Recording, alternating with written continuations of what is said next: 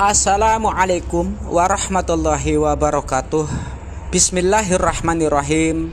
Pemirsa yang kami hormati, dinukil dari berbagai kisah dan riwayat menerangkan silsilah Raja Nimrod tertulis dalam kitab Kejadian pasal 10 ayat 8, tertulis juga dalam kitab Taurat Perjanjian Lama, dan para sejarawan muslim ahli nasab seperti Imam Ibnu Katsir dalam Qasas Al-Anbiya, Syekh Muhammad bin Ahmad bin Iyas dalam kisah penciptaan dan tokoh-tokoh sepanjang zaman beserta para ahli yang lainnya menerangkan Nimrod adalah putra Kan'an bin Kus bin Ham bin Nabi Nuh alaihi salam, keturunan kelima dari Nabi Nuh alaihi salam.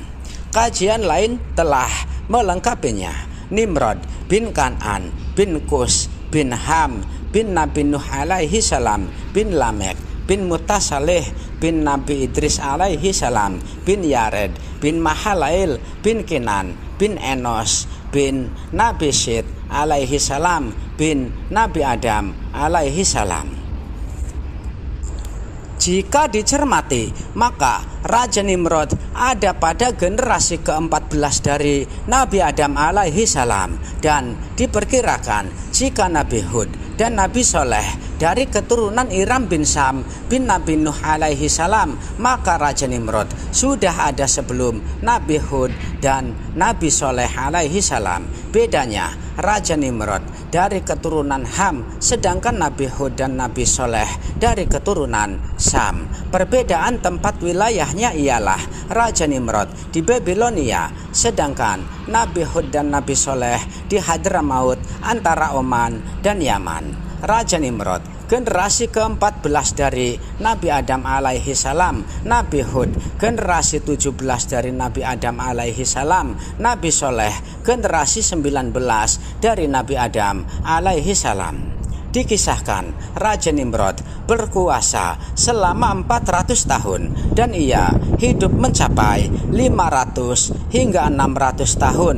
Dalam kajian lain melengkapi hingga pada akhirnya bertemu di generasi Nabi Ibrahim alaihi salam karena Raja Nimrod mempunyai umur panjang.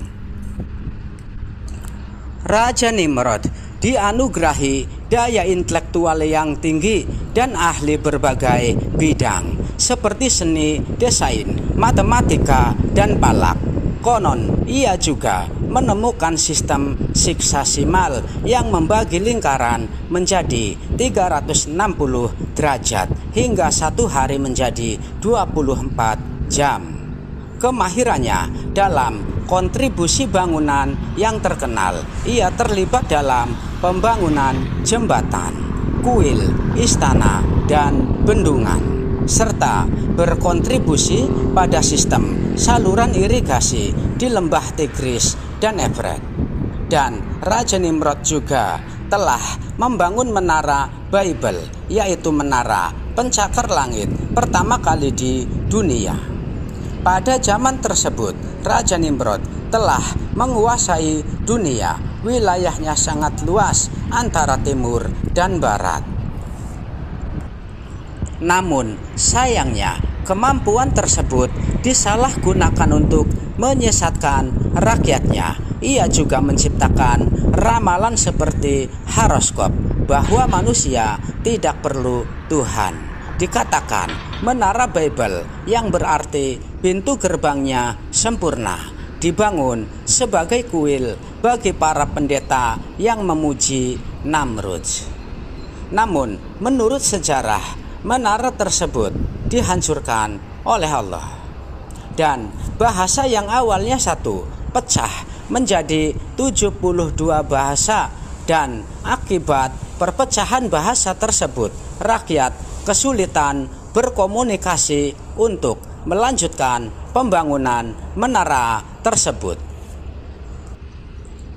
Di era pemerintahan Raja Nimrod ditandai dengan penurunan penghormatan kepada Tuhan, dan rakyat didorong untuk mengikuti hawa nafsu yang mencakup pesta seks dan minuman keras. Raja Nimrod juga dijuluki nama Bakus, artinya dewa anggur. Dan karena kecanduannya pada dunia, ia mengeklaim dirinya sebagai Tuhan, yaitu raja kafir yang sombong. Ia juga membunuh setiap bayi laki-laki yang lahir.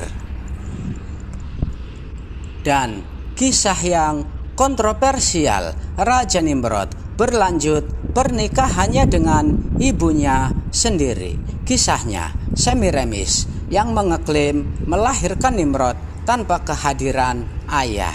Setelah berhubungan intim, Konosaris meninggal dunia. Kelahiran Nimrod tanpa kehadiran ayahnya. Semiramis adalah seorang wanita yang cantik, yang awet muda, serta bijaksana. Telah melahirkan Nimrod yang konon tidak pernah disentuh oleh manusia.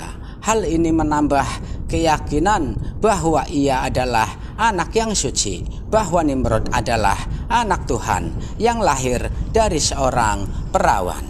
Setelah dewasa, Semiramis merasa cemburu pada gadis-gadis yang mendekati Nimrod dan akhirnya menikah dengan anak kandungnya.